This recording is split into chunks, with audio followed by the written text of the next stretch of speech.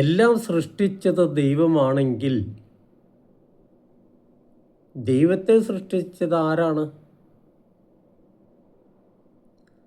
പ്രസിദ്ധനായ ഒരു യുക്തിവാദി, നിരീശ്വരവാദി പ്രൊഫസറുടെ ചോദ്യമാണിത്.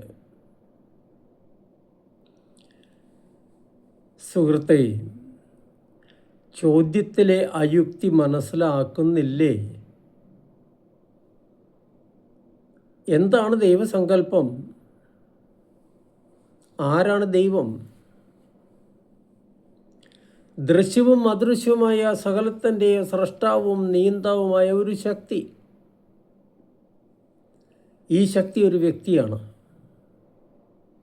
ഈ ശക്തിയെ കൂടാതെ പ്രപഞ്ചത്തിൻ്റെ രഹസ്യത്തെ മുഴുവനും വിശകലനം ചെയ്യാൻ, വിശദീകരിക്കാൻ സാധിക്കും എന്ന് പറയുന്ന ശാസ്ത്രജ്ഞരുണ്ട്. അവർ ശാസ്ത്രത്തിൻ്റെ പരിമിതി അംഗീകരിക്കാൻ കഴിവില്ലാത്തവരാണ്.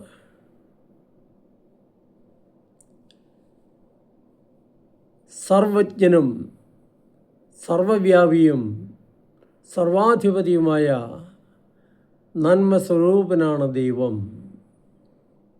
ഈ ദൈവത്തെ മറ്റൊരാൾ സൃഷ്ടിക്കും എങ്കിൽ പിന്നെ അത് ദൈവമല്ലല്ലോ.